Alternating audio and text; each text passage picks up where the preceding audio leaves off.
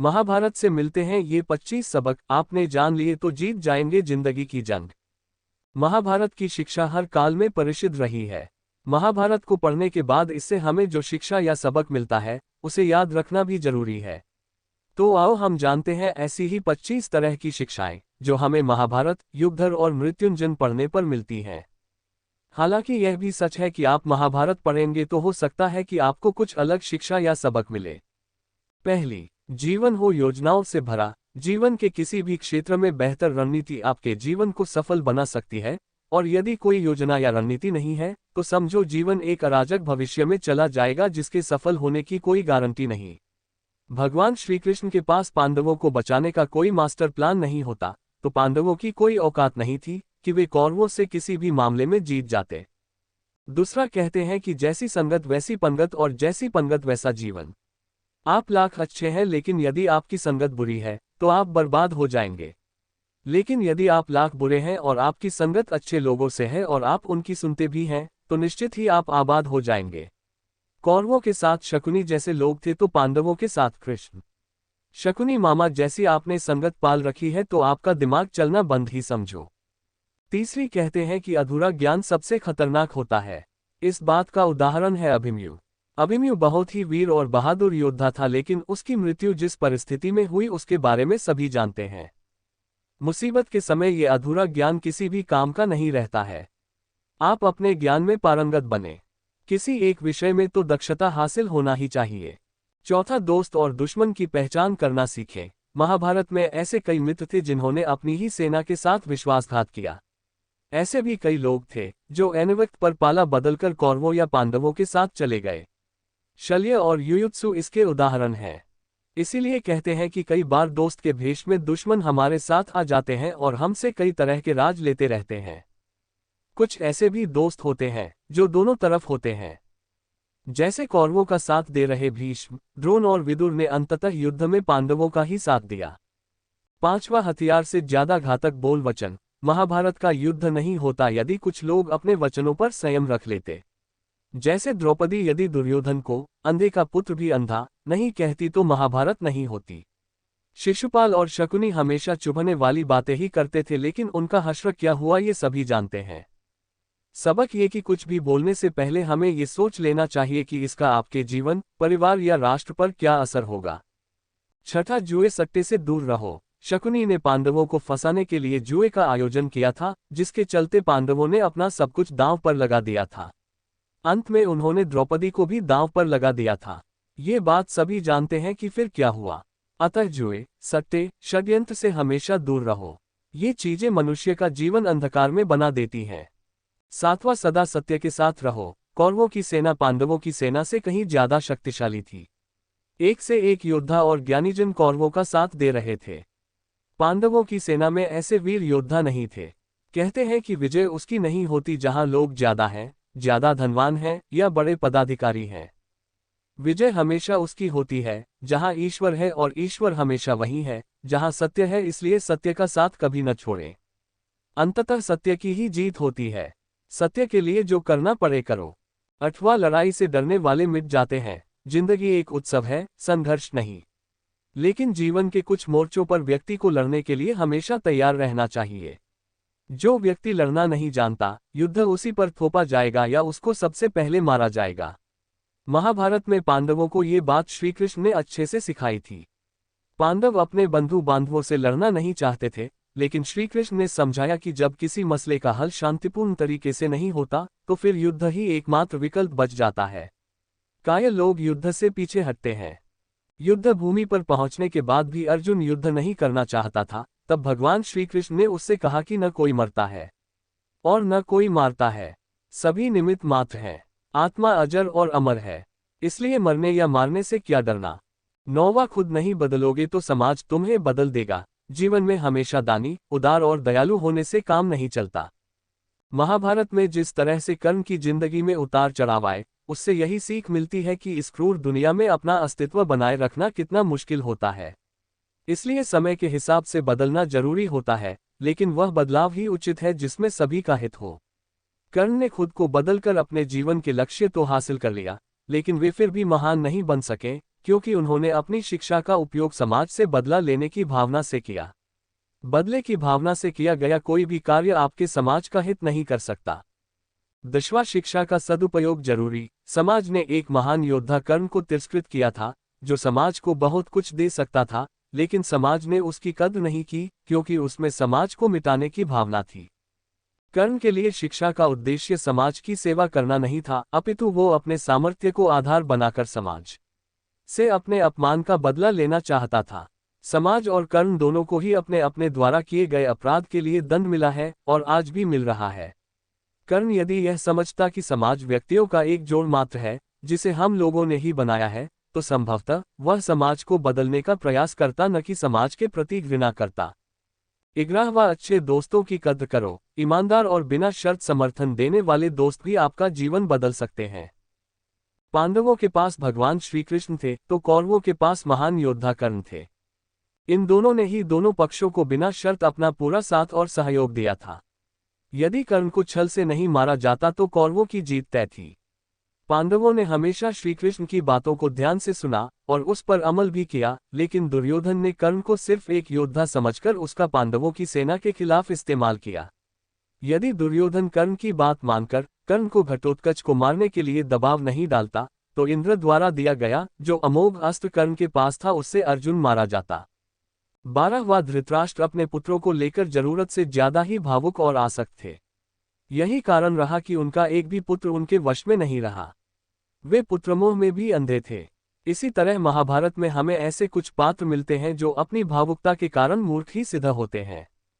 जरूरत से ज्यादा भावुकता कई बार इंसान को कमजोर बना देती है और वो सही गलत का फर्क नहीं पहचान पाता। कुछ ऐसा ही हुआ महाभारत में धृतराष्ट्र के साथ, जो अपने पुत्रमोह में आकर सही गलत का फर्क भूल गए। 13वां व्यक्ति के जीवन में उसके द्वारा हासिल शिक्षा और उसकी कार्य योग्यता ही काम आती है। दोनों के प्रति एकलव्य जैसा जुनून होना चाहिए, तभी वह हासिल होती है। अगर आप अपने काम के प्रति जुनूनी हैं तो कोई भी बाधा आपका रास्ता नहीं रोक सकती। 14वां कर्मवान बनो। इंसान की जिंदगी जन्म और मौत के बीच की कड़ी भर है। ये जिंदगी बहुत छोटी है। कब दिन गुजर जाएंगे आपको पता भी नहीं चलेगा, इसलिए प्रत्येक दिन का भरपूर उपयोग करना चाहिए। कुछ ऐसे भी कर्म करना चाहिए जो आपके अगले जीवन की तैयारी के हों। ज्यादा से ज्यादा कार्य करो। घर और कार्यालय के अलावा भी ऐसे कार्य करो जिससे आपकी संतानें आपको याद रखें।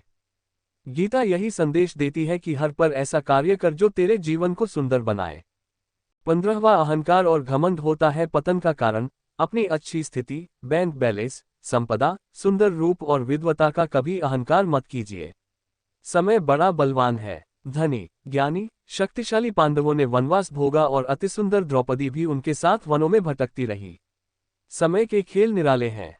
जिस अम्बा का जीवन भीष्म के कारण बर्बाद हो गया था, उसने शिखंडी के रूप में जन्म लेकर भीष्म से बदला लिया था। महाभारत में ऐसे कई उदाहरण हैं जिनसे ये प्रेरणा मिलती है कि घमंड को पतन का कारण बनने में देर नहीं लगती है।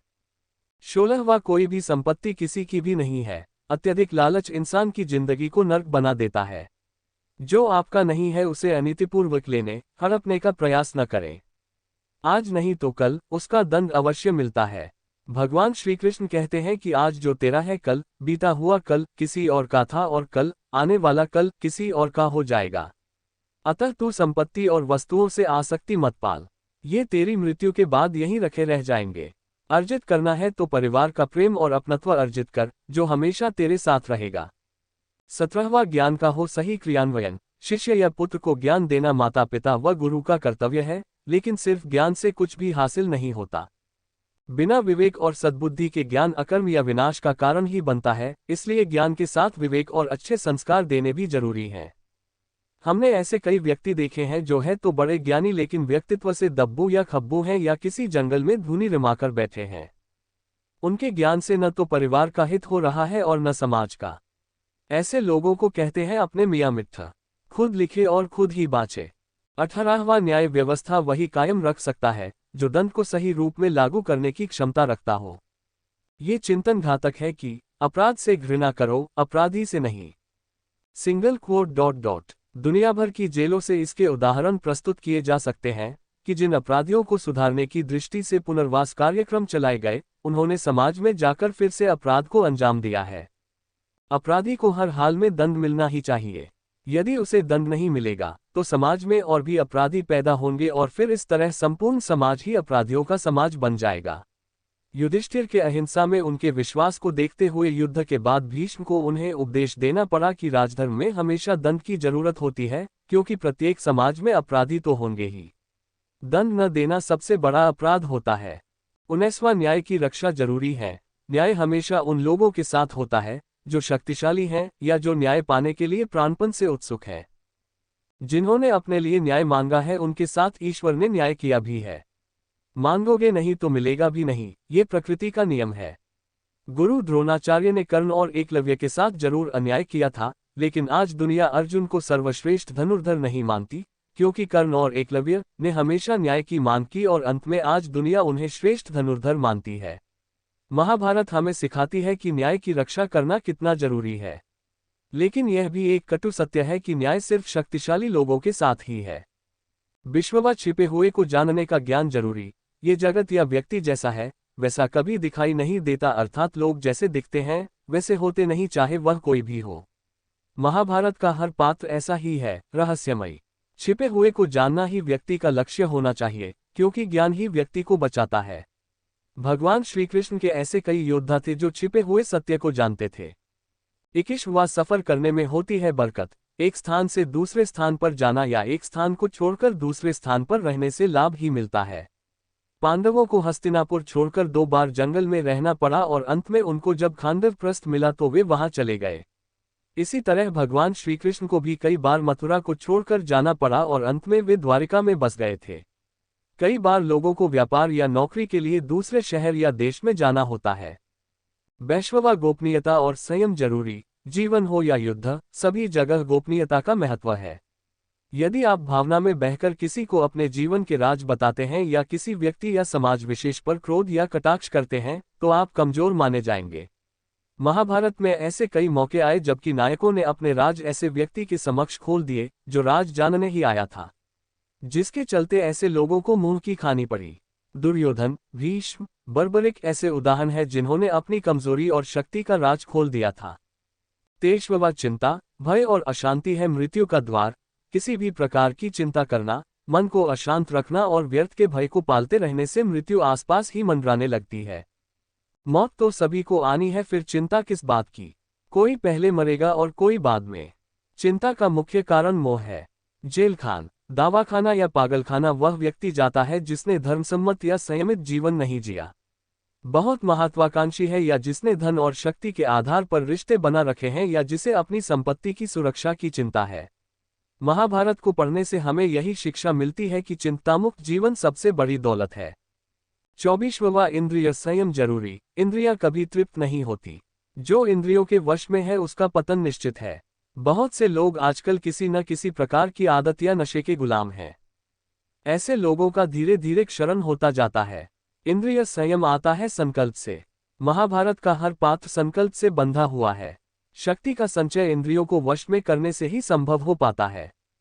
25 राजा या योद्धा को नहीं करना चाहिए परिणाम की चिंता। कहते हैं कि जो योद्धा या राज युद्ध के परिणाम की चिंता करता है वह अपने जीवन और राज्य को खतरे में डाल देता है। परिणाम की चिंता करने वाला कभी भी साहपूर्वक न तो निर्णय ले पाता है और न ही युद्ध कर पाता है। जीवन के किसी पर मोड़ पर हमारे निर्णय ही हमारा भविष्य तय करते हैं। एक बार निर्णय ले लेने के बाद फिर बदलने का अर्थ यह है कि आपने अच्छे से सोचकर निर्णय नहीं लिया या आप में निर्णय लेने की क्षमता नहीं है। अगर वीडियो अच्छा लगे तो चैनल को सब्सक्राइब जरूर करें।